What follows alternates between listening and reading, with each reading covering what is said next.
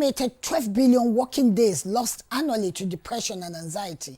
Experts say organizations must prioritize mental health issues. Mental health in the workplace is indeed crucial for overall well-being and productivity. If, for example, I'm feeling depressed, will I be able to anchor this conversation smoothly and successfully? Or if any of my colleagues involved in this production behind the scene is battling one mental health issue or the other, can there be optimal performance from that staff? Indeed, identifying and mitigating psychosocial risks such as excessive workloads, job insecurity, and workplace harassment is essential. Welcome to 30 Minutes on NTA News 24. On this edition, we're beaming our focus on mental health, particularly in work environments. I'm Lydia Samson. Our first report will reinforce why mental health management is crucial, especially in the workplace, where stress and pressure can lead to significant challenges.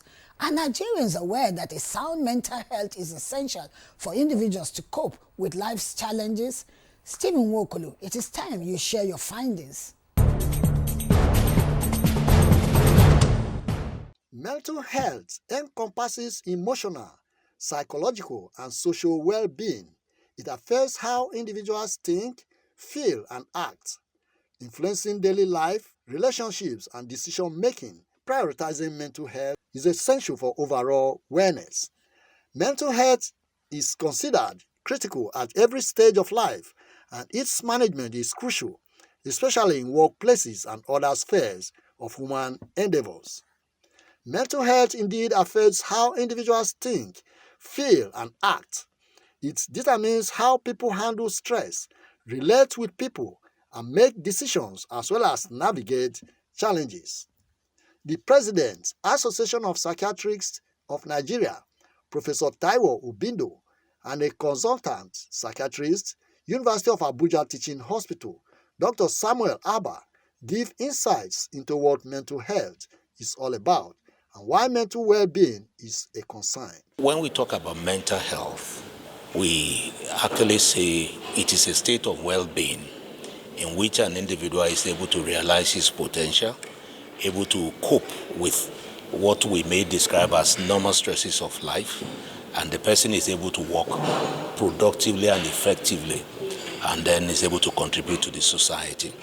If for any reason the individual is not able to attain these four levels of functioning, being able to attain or realize or get to the level of understanding what his potentials are, the person is not said to be mentally healthy. If the person is not able to cope with what we may describe as a normal stresses in life, the person is not said to be mentally healthy. If somebody is not working productively or fruitfully, the person cannot said to be mentally healthy. And of course, contributing to the community is also one of the criteria needed to ascertain that somebody is mentally healthy. Mental health is your ability to recognize your potential, ability to contribute, having recognized your potential, contribute your quota to humanity at your best. So anything that tampers with it makes you unable to fulfill your destiny, to be able to contribute to the society, affects your mental health. So I'm not talking about just the illness that people know as if as mental health is just pure madness. Madness is just one aspect of it. But the generality of it is anything that affects your capacity to function maximally and make your contribution at your place of work, in your family, in your place of worship, and wherever you are found. The encompassing of all this forms your mental health. Dr. Ben Amodu also lent credence to the views espoused by these psychiatrists, stressing that the poor mental health can have various negative consequences, which include emotional distress, leading to anxiety, depression, mood swings, and loss of interest in activities and livelihood. This condition creates fatigue, insomnia, headache, or other stress-related conditions. They maintain that it also manifests socially to the extent that victims begin to have strained relationships, isolation, and difficulties in socializing. The impact is what you see on the road now. The impact is what the report you get from the police. The impact is in the high rate of crime you get here and there. The impact is on people jumping into the lagoon and so many things you are seeing. And then those who are even staying by the roadside, they are homeless, they cannot afford. And these things are not resolving. So the government too should try in its social responsibility to try to go and get these people, keep them, and try to resolve these issues by either treating them, preventing these situations, trying to find them something to do, or put them like social program, where social welfare program where certain money will be budgeted and given to a certain family who don't have anything to do. Look at in the US. You drive through the roads, see a lot of people as if they are beggars and all this. It's part of these mental issues, which is generated as a result of things like this. They are emphatic that mental health is crucial at every stage of life, ranging from childhood to adulthood, noting that it impacts directly on employees' productivity, engagement, overall work performance. They add that poor mental health can lead to burnout, inefficiency, and increased absenteeism. They therefore recommend a healthy workplace and work-life balance that supports employees' mental well-being, boosts morale, and helps employees cope with workplace pressure. Yes, yes, at the stage at which you are no longer able to function effectively, your mental health is challenged. Now, the degree of challenge differs, and that's where we come in. If you notice you are not sleeping well, the way you used to sleep, you worry so much, and then you go to work, you can't do what you're supposed to do at work. You're already mentally challenged, but you are still functional a little. Now, it can progress to the point whereby you are no longer coordinated. You no longer talk effectively, and therefore you are no longer contributing well to the society, become a nuisance. They will now say you are mentally derailed. It is all mental derailment. The difference is the degree differs. So people look at mental illness as if it is the highest point whereby you cannot function again. No, that one is the extreme. But it begins from the lower point where you will discover that your capacity to function and be productive begins to reduce. And when that begins, your mental health is already challenged. If you attack it at that point, you get out of it. If you don't attack it at that point, it progresses to the point whereby we say this person has, in Nigerian terms, kolo. There are levels somebody gets to in which the thoughts, the way the person speaks, the way the person behaves, the way the person interacts with others are affected, then such person is said to have a mental health condition or a mental health disorder. So in our terrain, we look at anxiety disorders, which is fairly well common, depression, this is more some of them, and then psychotic disorders, that people see things, hear things, believe things that are not appropriate. Those ones are said to have mental health disorder. And this could happen in various domains, right from childhood to even women in pregnancy, women who recently delivered, and even generally, people can have mental health conditions. As the world celebrates Mental Health Day, Federal Ministry of Health and other critical stakeholders acknowledged that awareness of mental health is growing in Nigeria, but the cultural stigma around discourages mental health discussions openly. They, however, say Nigerians are beginning to understand the significance of mental health, especially in relation to dealing with stress and life challenges. They canvass more education and advocacy to break the stereotypes and encourage people to seek help when the need arises. We that are well today can be having problems tomorrow, so let us look at them with an eye of pity and then in the modern medicine, there's what we call antabus. Antabus is what can cause hallucination. If you are doing those things, if you go back to it, you will have a lot of hallucinations. But if you are ready to cooperate, once you start, you don't go into hallucination. The antabus can be used. But in the herbal area where I specialize, we also have a herbal antabus, which can help you to come out of those situations without issues. But you must have made up your mind to cooperate so that once you start the treatment, you will not go back. You have the antidote. Yes, of course. Tell us. Yes, we have. We have the antidote, which can be used. It does not have side effects. It does not cause any harm. And we give it to people. They can use it. And with cooperation over time, most of those things change. They suggest regular exercise, adequate sleep, and a balanced diet while avoiding overloads of responsibilities.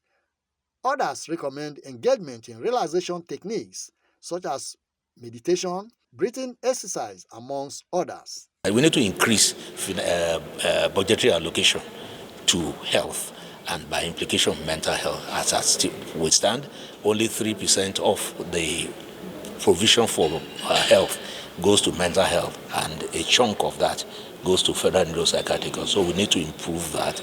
We need to also create more awareness of mental health that people should know, because if they know more, then they would stigmatize less.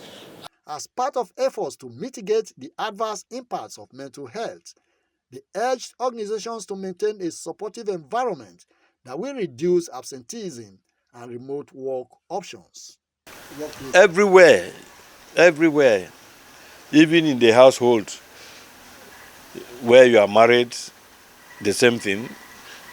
Even when you are self-employed, the same thing. What I'm recommending, you either take the medical antabus or you take the herbal antabus, which is a combo, a combination of some products that has the capacity to calm the brain and moderate the brain and pipe low the hyperactivity, as the case may be, and suppress a lot of those negative thoughts.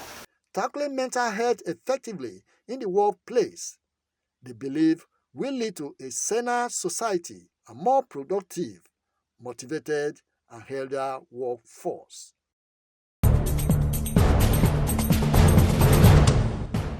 Thanks, Stephen. And moving on now, how can organizations implement strategies such as mental health days, flexible work arrangement, and access to counseling services? Is it true that if these initiatives are in place, they will not only support employees, but also contribute to a healthier workplace culture? Thomas Ogbetere has all the answers.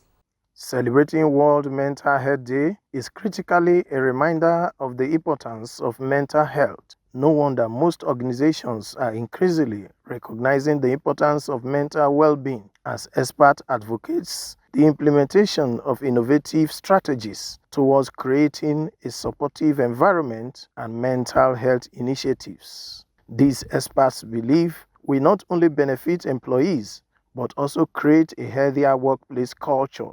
Health issues are very common in the workplace because in every workplace you have human beings there, and those human beings interact. And in the process of interaction, if the interaction is toxic or friendly or conducive, it has an impact on our emotional well-being, which is also our mental health. Let's remember that when we talk about health, as defined by the WHO, which is the World Health Organization, it is a state of complete physical, mental, and social well-being. So there are three components of health: the physical component, which we are all familiar with, the mental component, as well as the social component. So you can't deal with human beings and not take into consideration the three components of health: physical, mental, and social. The physical, we don't need to waste time about that, but the mental and social are very much influenced by what is going on in your work environment. Most of us spend a minimum of 8 hours at work every day.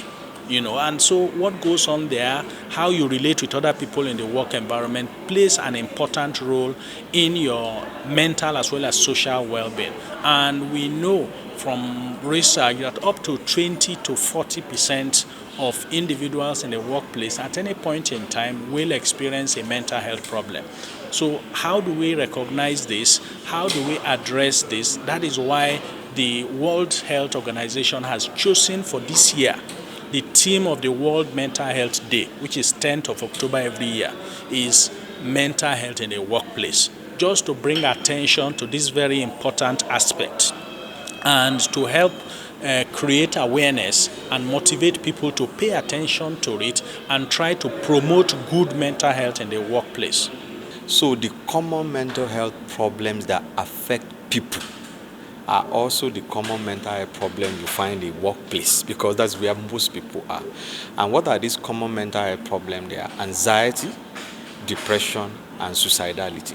Those are the common mental health problems that affect people. And because people spend most of their time in the workplace is actually a potential setting for identification and intervention and prevention of mental health problems.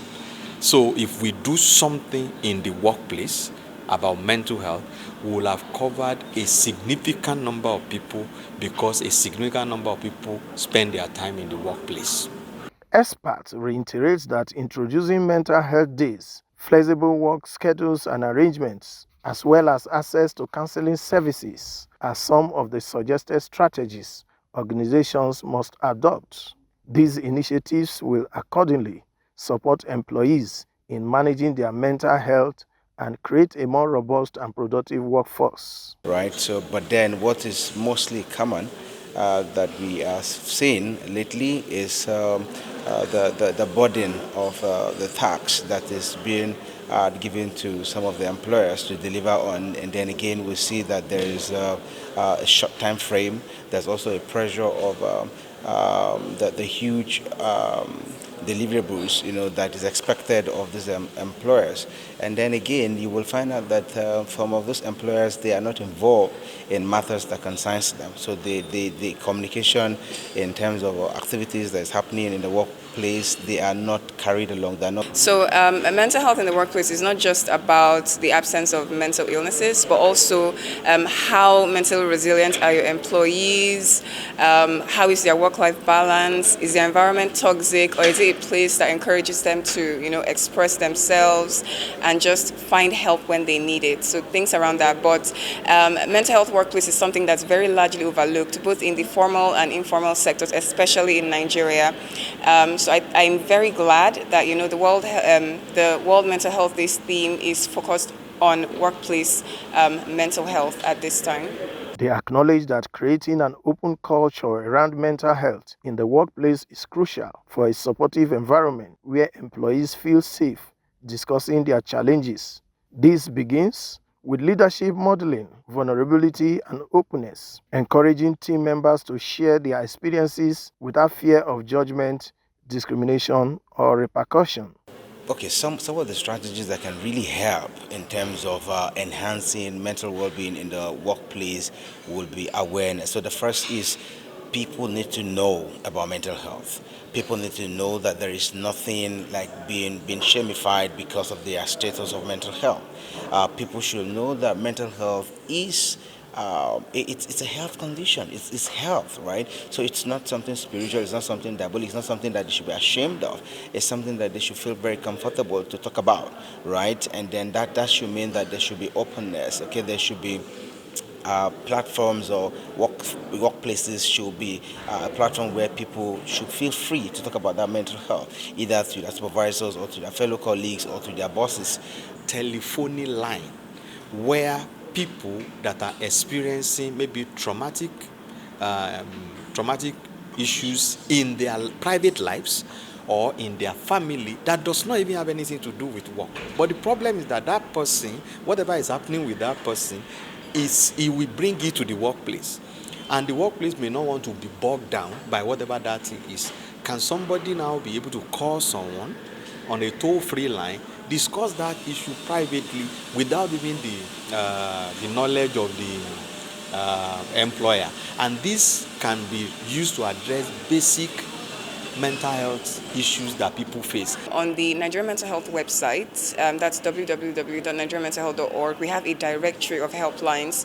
So if at any time you feel that you need to talk to someone, things are getting really overwhelming, your mental health is in disarray, it would be good to just visit our website, and then you'll find, help for whatever it is that you need. They also advocated the need for training for managers, essentially in looking out for stress and signs of depression or anxiety, by equipping management to go an extra mile to recognize warning signs or distress and provide appropriate support. Organizations will create a more empathic workplace. Managers must also learn to have sensitive conversation, listen actively, and guide employees towards available resources such as counseling services or employees assistance programs.